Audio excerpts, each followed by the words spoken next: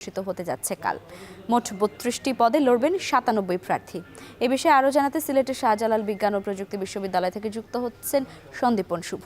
শুভ, আমরা জানতে পেরেছি যে শাকসু নির্বাচন স্থগিত চেয়ে হাইকোর্টে রিট দায়ের করেছেন একজন প্রার্থী। এই নিয়ে বিভিন্ন প্যানেলের প্রার্থীরা কি বলছেন?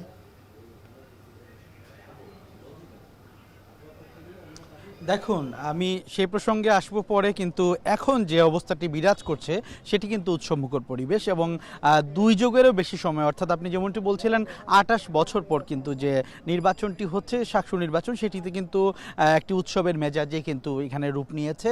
এবং আপনি যেমনটি প্রথমে আমার কাছে জানতে চেয়েছিলেন যে হাইকোর্টের রেটের ব্যাপারে, সেটি আসলে আমরা প্রশাসনের কাছে জানতে চেয়েছি এবং নির্বাচন কমিশন যেটি রয়েছে তাদের কাছে জানতে চেয়েছি। তারা বলছেন যে আসলে তারা সেই বিষয়ে এখনও আসলে পুরোপুরি নন এবং তারা আইনি লড়াই চালিয়ে যাবেন এবং বিশ্ববিদ্যালয় তার সর্বোচ্চ দিয়ে চেষ্টা করছে যে কালকের নির্বাচনটি যেন অনুষ্ঠিত হয়। এবং সেই ব্যাপারে ৬টি কেন্দ্র যে হলগুলো রয়েছে সেগুলোকে কেন্দ্র করা হয়েছে, ৬টি কেন্দ্র রেডি করা হয়েছে।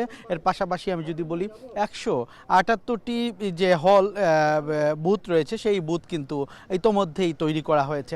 এর পাশাপাশি যদি আমি আরেকটু আপনাকে বলতে চাই, এখানে কিন্তু ৯০৩০ জন ভোটার রয়েছেন এবং তাদের প্রত্যেকের কাছেই প্রার্থীরা পৌঁছানোর চেষ্টা করেছেন। আমরা গতকাল বিকেলেও দেখেছি প্রার্থীদের যে উচ্ছ্বাস উদ্দীপনা, তাদের প্রত্যেকটি ভোটারের কাছে তাদের যে পৌঁছানোর যে ইচ্ছা সদিচ্ছা সেটি তারা পূরণ করেছেন এই কয়েকদিন। এবং আপনি জানেন নানা চড়াই উতরে কিন্তু ছিল, যেমনটি আপনি প্রথমেই বলছিলেন যে হাইকোর্টের রিট সহ নানা কিছু কিন্তু হয়েছে এই শাকসু নির্বাচনকে কেন্দ্র করে। এবং গত কয়েক মাস কিন্তু একটা উৎকণ্ঠার মধ্যে ছিলেন এখানকার প্রার্থীরা যে নির্বাচনটি হবে কিনা না, কিন্তু শেষ মুহূর্তে এসে কিন্তু সেই কেন্দ্রীয় ২৩টি পদের জন্য এবং হলের ৯টি পদের জন্য কিন্তু লড়াই চলছে।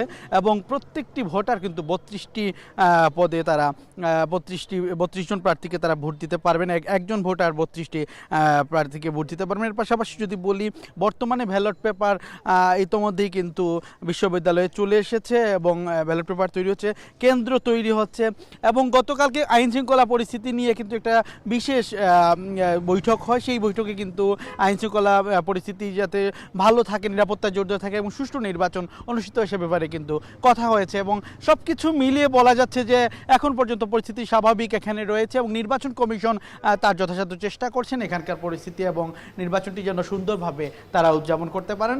তো লাইবাই ছিল আমার কাছে সিলেটের শাকসু নির্বাচন নিয়ে সর্বশেষ তথ্য।